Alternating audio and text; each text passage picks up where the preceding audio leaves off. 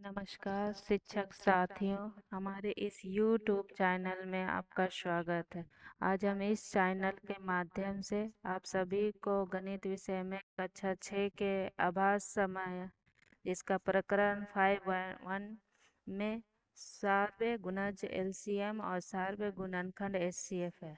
इस पाठ योजना पर चर्चा करेंगे। और हाँ, चर्चा करने से पहले आपसे आग्रह है कि मेरे इस YouTube चैनल को लाइक और सब्सक्राइब जरूर करें ताकि आपको अलग अलग विषयों पर पाठ योजना और शिक्षण सामग्री मिल सके। चलिए हाँ, अब हम अध्ययन उद्देश्य देखते हैं। इस विषय का अध्ययन उद्देश्य है पाठ के अंत तक विद्यार्थी सार्वय गुणज एलसीएम और सार्वय गुणनखंड एचसीएफ की परिभाषा समझ सकेंगे।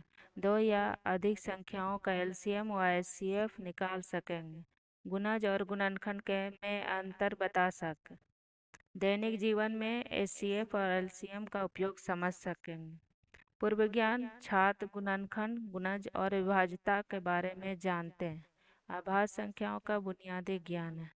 शिक्षण सामग्री black board, white board, chart, HCF और एलसीएम समझने के लिए गुणज तालिका, रंगीन कार्ड या पर्ची, पीपीटी यदि संभव, कागज पत्रक, गतिविधियां और शिक्षण प्रक्रिया, पिछले ज्ञान की पुनरावृत्ति, गुणज क्या है, गुणनखंड क्या होता है, प्रस्तुति, परिभाषाएं समझाएं। सार्वय गुणज एलसीएम लघुत्तम समापवर्तक। एलसीएम का अर्थ दो या अधिक संख्याओं का सबसे छोटा ऐसा गुणज जो उन सभी संख्याओं से विभाजित हो जाता।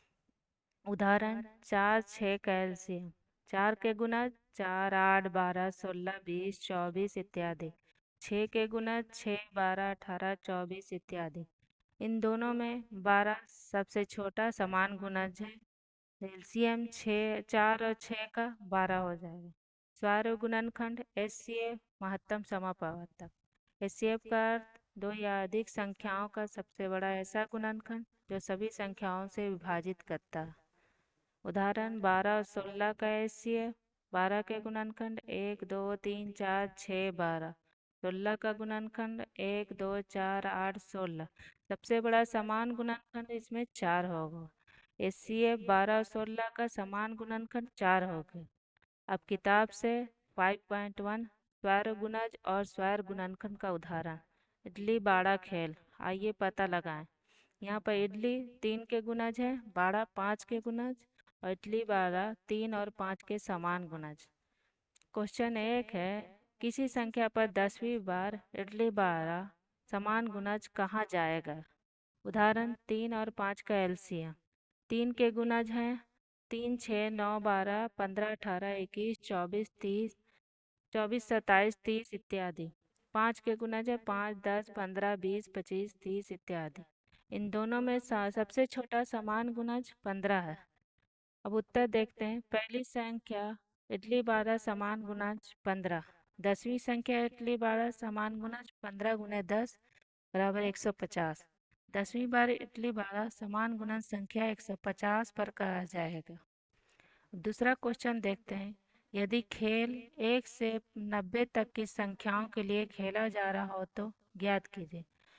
ए, बच्चे कितनी बार इडली कहेंगे। इसमें इडली बारह कही जाने वाली बारी भी सम्मिलित होगी। उत्तर 1 से 90 तक इडली 3 के गुणज है। 3 के गुणज का अर्थ होता है वह संख्या जो 3 को से पूरी तरह विभाजित हो, यानी 3 गुणे 1, 3 गुणे 2, 3 गुणे 3, आगे बढ़ते जाते हैं। 3 गुणे 30 बराबर 90। 1 से 90 तक 3 के सभी गुणज 90 में 3 से भागा देते 30 आएगा।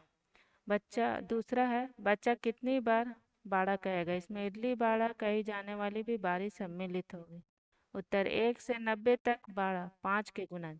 गुणज 5 का अर्थ वे संख्या जब 5 से पूरी तरह विभाजित होती, यानी 5 गुणे 1, 5 गुणे 2, 5 गुणे 3, आगे बढ़ते जाते हैं। 5 गुणे 18 बराबर 90। 1 से 90 तक 5 के सभी गुणज 90 में 5 से भागा देंगे 18 हो जाएगा। सी, बच्चे कितनी बार इडली बारह समान गुणज कहेंगे। 3 के गुणज हो गए 3, 6, 9, 12, 15, 18, 21, 24, 27, 30 इत्यादि। 5 के गुणज हो गए 5, 10, 15, 20, 25, 30 इत्यादि। अब 1 से 90 तक 15 के सभी समान गुणज हो गए। 90 में 15 से भागा दिए 6। आइए पता लगाएं। अब इसमें पहला क्वेश्चन है 310 और 410 के बीच आने वाली चाली के सभी गुणज को ज्ञात कीजिए। उत्तर चलिए सीधे भागा देकर पता लगाते हैं। पहले सबसे पहला गुणज 310, 310 भागा 40 7.75। अगला पूरा गुणज होगा 40 गुने 8 320। सबसे अंतिम गुणज 410, 410 भागा 40 10.25। पिछला पूरा गुणज होगा 40 गुने 10 400। इसका उत्तर आएगा 320, 360, 400। दूसरा क्वेश्चन है मैं कौन हूँ। इसमें ए में है मैं 40 से कम एक संख्या हूँ, मेरा गुणनखंड 7 है, मेरे अंकों का जोड़ 8 है। उत्तर देखते हैं इसका। चरण 1 में 40 से कम वे संख्या जो 7 से विभाजित होती हैं। 7, 14, 21, 8, 35। चरण 2 में इनमें जिनके अंकों का योग 8 हो, इसमें अंकों का योग 8 निकालते हैं। 7 का योग 7 जो नहीं होगा। 14 एक जोड़ 4 इसका योग 5 आता है, ये भी नहीं होगा। 21 2 जोड़ 1 इसका योग 3 आता है, ये भी नहीं होगा। 28 2 जोड़ 8 इसका योग 10 आता है, ये भी नहीं होगा। 35 3 जोड़ 5 इसका योग 8 है, ये हो जाएगा। इसके अंकों का योग 8 आ रहा। 35 यह संख्या है, 40 से कम है, 7 से विभाजित होती है, अंकों का योग 8 आता है। बी में देखते हैं मैं 100 से छोटी एक संख्या हूँ, मेरे दो गुणनखंड 3 और 5 हैं, मेरे एक अंक दूसरे से एक अधिक है। उत्तर में मैं 100 से एक छोटी संख्या हूँ, मेरे दो गुणनखंड 3 और 5 हैं। नहीं यानी संख्या 3 और 5 दोनों से विभाजित होते, यानी एलसीएम 3 5 का 15। संख्या 15 का गुणजकज होगी।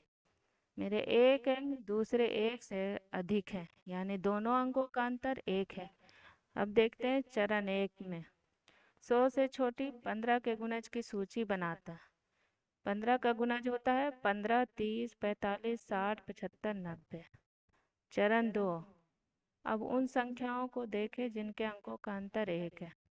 संख्या 15 अंक है 1 है 5, अंकों का अंतर 4 जो नहीं होगा। संख्या 30 अंक 3 जीरो, अंकों का अंतर 3 नहीं होगा। संख्या 45 अंक 4 5, अंकों का अंतर 1 ये हो जाएगा क्योंकि दोनों अंकों का अंतर 1 आ रहा। संख्या 60 अंक 6 जीरो, अंकों का अंतर 6 नहीं होगा। संख्या 75 अंक 7 5, अंकों का अंतर 2 नहीं होगा। संख्या 90 अंक 9 जीरो, अंकों का अंतर 9 नहीं होगा। यहाँ संख्या 45 है, 100 से छोटी है, 3 और 5 दोनों से विभाजित होती है, तो 4 और 5 अंकों का अंतर 1 है। निष्कर्ष अब देखते हैं हम। एलसीएम सबसे छोटा समान गुणज है, एचसीएफ सबसे बड़ा समान गुणनखंड है। दोनों की गणना अलग अलग उद्देश्य से की जाती है। अब मूल्यांकन के लिए आइए क्वेश्चन देते हैं। आइए अब इडली बाड़ा खेल कुछ अलग संख्या युग्मों के साथ खेलें। 2 और 5 का युग्म निकालेंगे, 3 और 7 का, 4 और 6 का। उभयनिष्ठ गुणनखंड ज्ञात कीजिए। उभयनिष्ठ गुणनखंड का मतलब हो गया कॉमन फैक्टर जिसमें दोनों संख्याओं में एक दोनों का गुणजकज कॉमन हो। 20 और 28, 35 और 40, 4, 8 और 12 का गुणज, 5, 15 और 25 का गुणज। दूसरा एलसीएम का पूरा नाम क्या है। 15 और 25 के समान गुणनखंड कौन कौन से हैं। धन्यवाद।